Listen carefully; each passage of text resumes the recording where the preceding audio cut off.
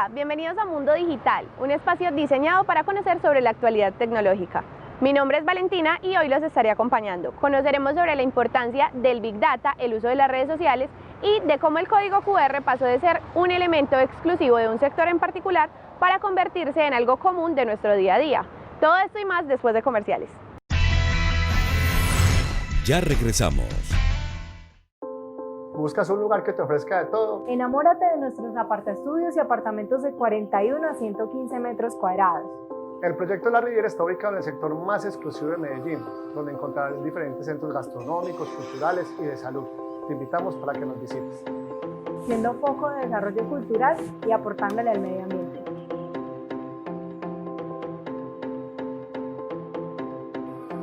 A vivir tu sueño de un hogar propio.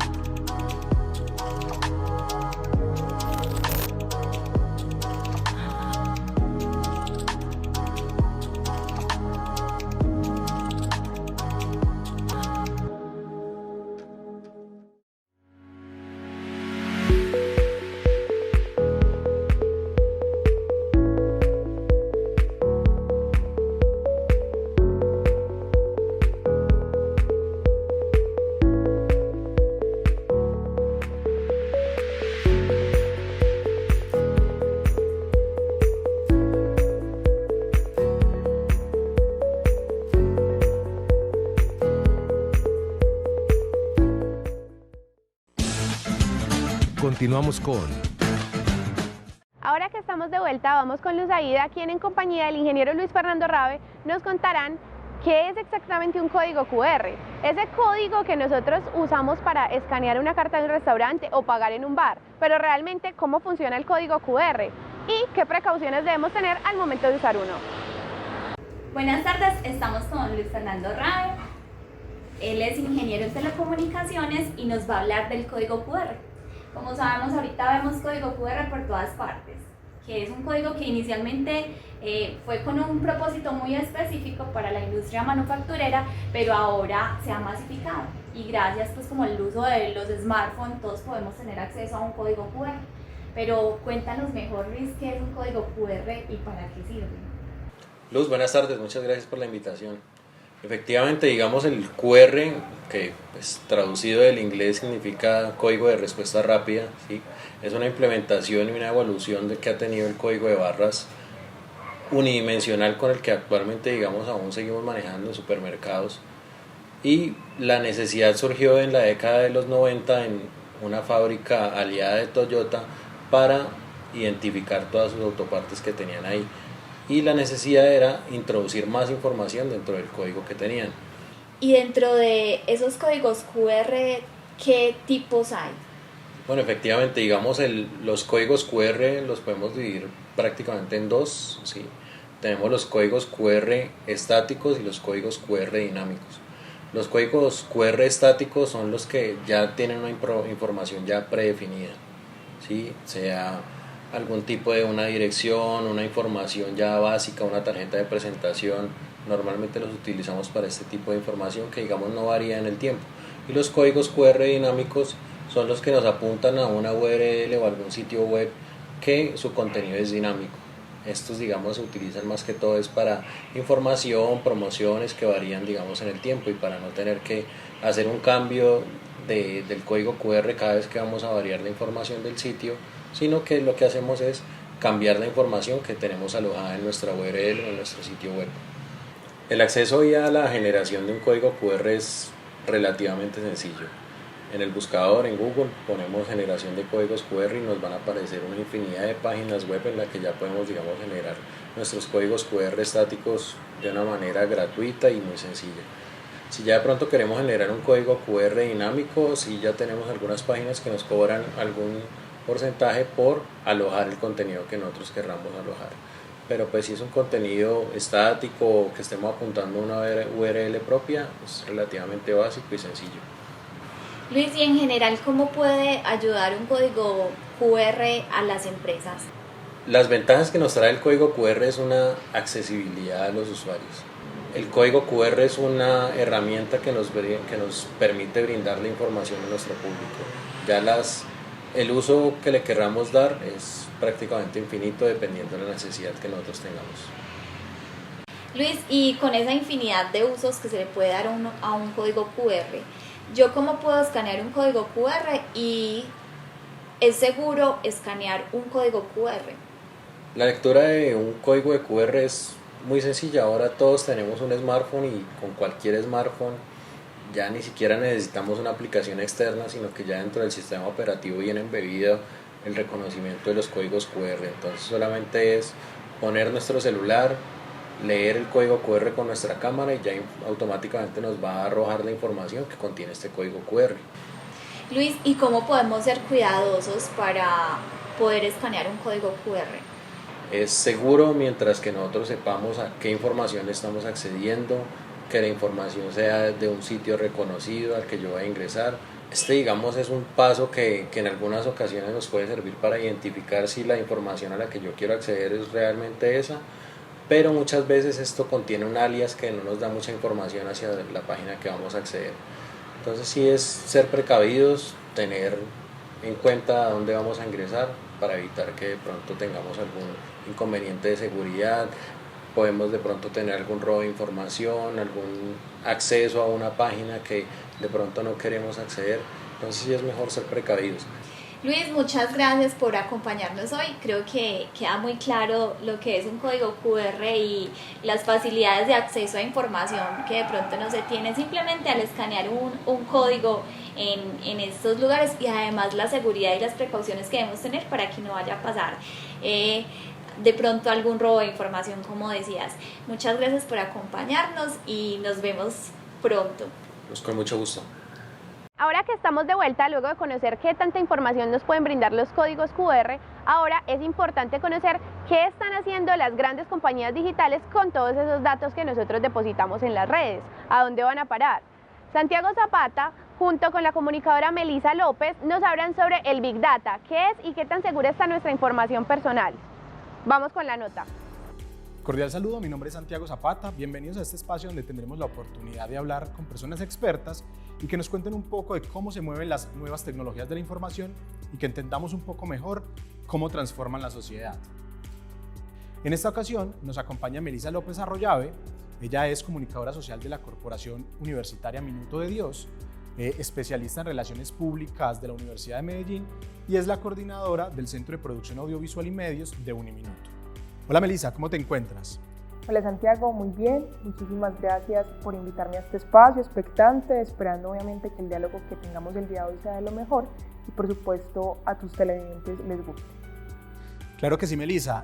Precisamente el diálogo que sostendremos hoy con Melisa es algo muy importante, ya que somos personas que nacimos en la era digital y por ende creo que el tema del Big Data es muy importante para saber cómo se maneja y realmente qué es lo que estamos haciendo con nuestros datos personales en el Internet.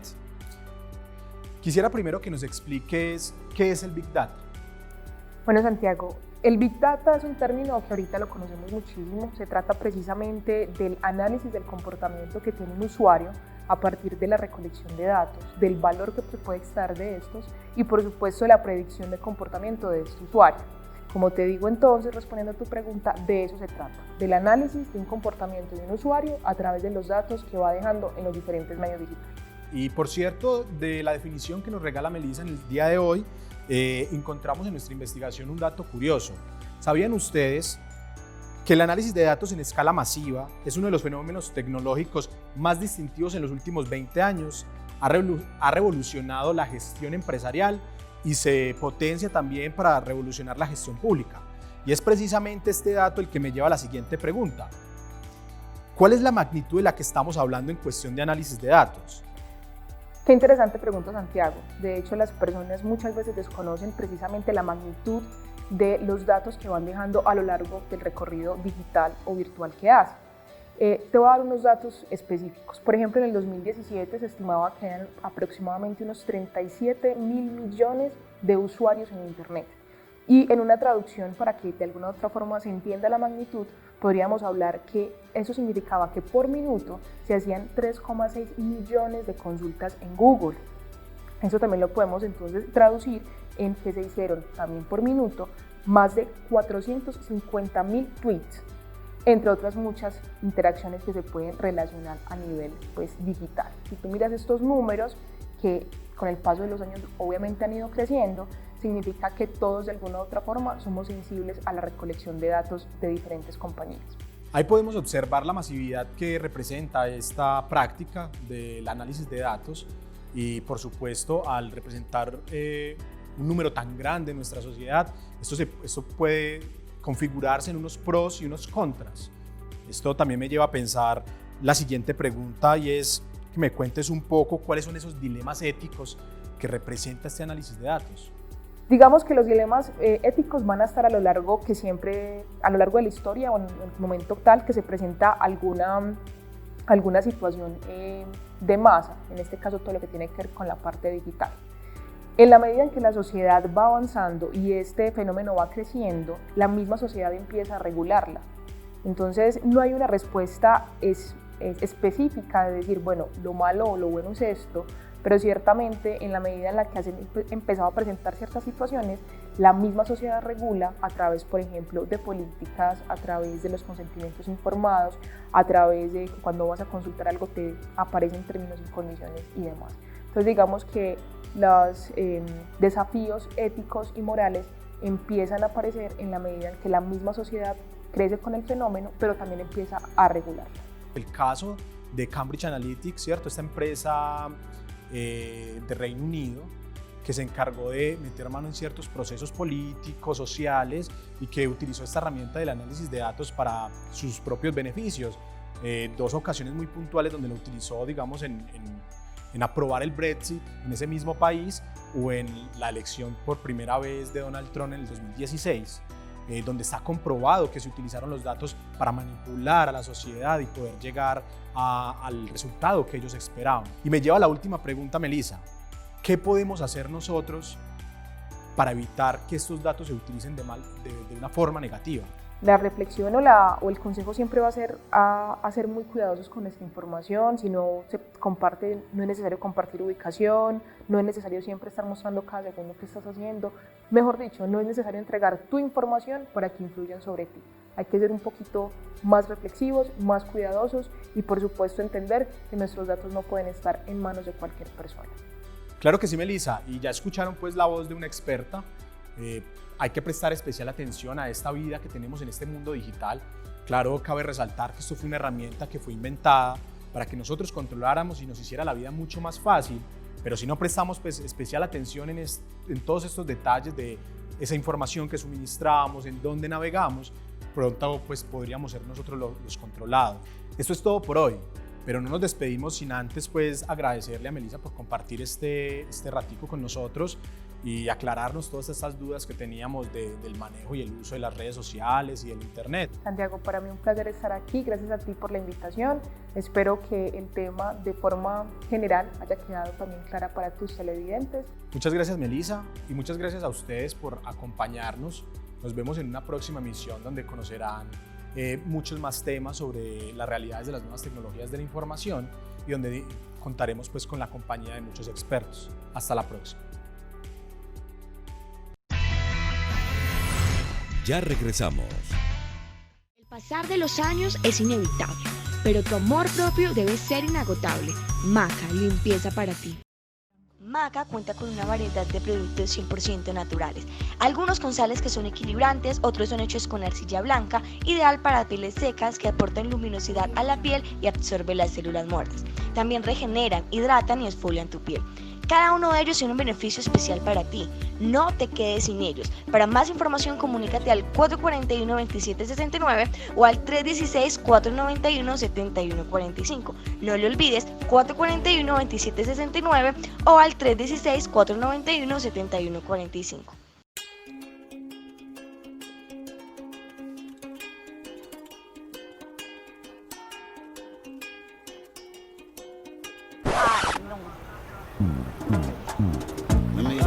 Hola. Bien. Mira lo que se te cayó. Tienes razón.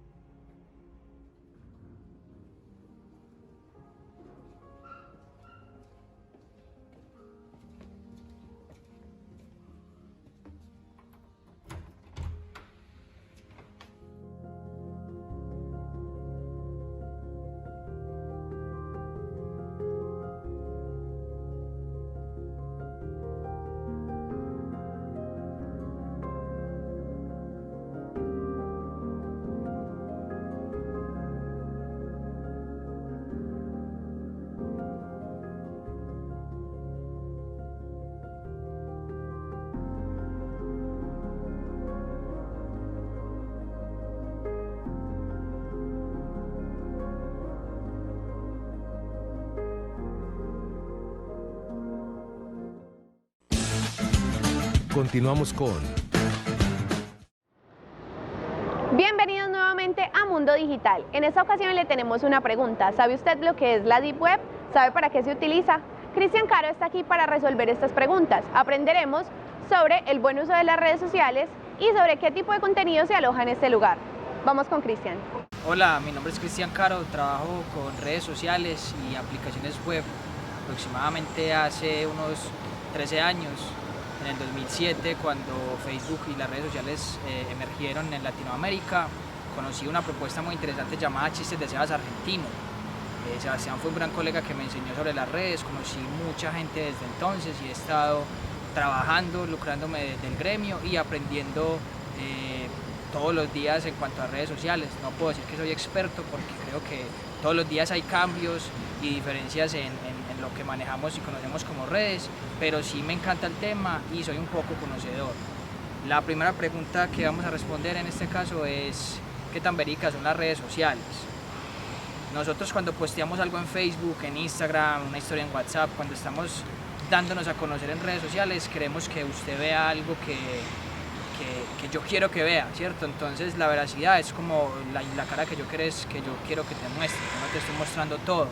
Entonces yo creo que no hay realmente una veracidad en las redes sociales y con ver los posts o las páginas de una persona o de una marca no podemos saber realmente qué pasa por su cabeza o qué problemas tiene, qué situaciones. Entonces no creo que sean verídicas porque yo muestro lo que quiero que te muestre, lo que quiero que vos veas.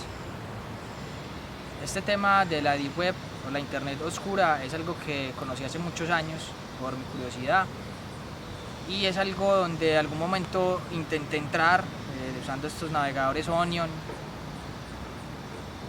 Alcancé a encontrar algunos links y alguna información que realmente me marcó y que pues, me dejó, me convirtió en otra persona. Comencé a leer mucho del asunto y me di cuenta que cuando entras como pionero, como primíparo a la Deep Web es muy fácil que se roben tus datos, que roben tu información, porque realmente la gente que sabe de este tipo de cosas está ahí en la Deep Web. Entonces si tú no tienes buen software que maneje toda esa seguridad, lo más seguro es que se vulneren tus cuentas y que, o sea, muchas probabilidades de que perdas cosas son posibles. Entonces yo mejor dejé el tema quieto. Ya sé que son mercados los que puedes conseguir drogas, puedes conseguir sexo, puedes conseguir genocidios, puedes conseguir asesinatos, puedes conseguir muñecas sexuales, puedes conseguir esclavos, puedes conseguir recolección de cuerpos, o sea, puedes hacer miles de cosas que realmente uno queda marcado y hasta traumado el saber que existen. Pero de todas formas es algo que realmente se está moviendo y que no seamos conocedores de ellos o que no lo veamos en nuestras narices no significa que no existe. Somos una generación que nació con el chip de la tecnología y en su mayoría de usuarios de las redes sociales tienen a personas entre los 15 y los 30 años, ¿cierto? Hemos estado acostumbrados a siempre dar instalar, seguir, continuar, sí a los permisos, muchas veces ignorando de pronto cuál es la información que esas páginas o esas personas obtienen sobre nosotros. realmente si yo entro a descargar una aplicación y yo no le doy que le permito alguna característica o alguna información mía, la aplicación no me va a funcionar. Entonces ahí el asunto no es de cómo yo quiero, si quiero que conozca o no conozca, es que si no le doy sí, no puede continuar la aplicación. Entonces es un asunto que realmente no tenemos muchas opciones. Si yo sé que se vulneran mis derechos, pero debo usar Facebook porque con el trabajo tengo que usarlo. Yo creo que lo que hay que trabajar son las regulaciones y las legislaciones en los países. Yo entiendo que es algo nuevo y que el gobierno ni siquiera entiende cómo funcionan las redes sociales, pero con el tiempo se debe ir notando todas esas funciones y qué es lo que realmente hacen las redes para que se empiecen a legislar ciertas partes de que mi información sea compartida o comentada por terceros. ¿En qué manera se ve vulnerada la privacidad en los medios digitales? En la forma en la que desconocemos el alcance de nuestras publicaciones, de las fotos que posteamos, de los mensajes que enviamos, se vulnera nuestra privacidad y eso se presta para muchos crímenes o muchos detalles negativos que te pueden suceder frente a que sepan cómo es el nombre de tu familia, porque pueden extorsionarlos en algún momento, que vean a tus hijos, conozcan las partes íntimas, tus partes íntimas, porque hayas enviado o posteado una foto donde estés usando ropa íntima. Entonces, digamos que en ese momento en el que no conoces el alcance de lo que publicas, pueden ser vulnerados tus derechos. Es importante aprender del tema y saber qué es posible y qué es lo que debes publicar, qué es lo que no, tener en cuenta que hay aspectos que realmente deben ser privados para que se garantice la seguridad de tu familia. Y el manejo de los niños es algo que realmente preocupa mucho, pues ellos no conocen o no saben el alcance de lo que graban, de lo que publican. Entonces tener mucho cuidado en la familia con los niños, estar pendiente de qué es lo que hacen con los aparatos y saber, digamos, que no mostrar fotos de ellos. Ese tipo de cosas pueden evitarse para que se vulneren nuestra privacidad en las redes sociales. Y bien, esto fue todo por la emisión de hoy. Esperamos que hayan aprendido lo suficiente para saber blindarse y tener control sobre su información. Los esperamos la siguiente semana con más contenido sobre el mundo digital. Esto fue Mundo Digital. No olvides seguirnos en nuestras redes sociales que le estarán apareciendo en pantalla. Hasta pronto.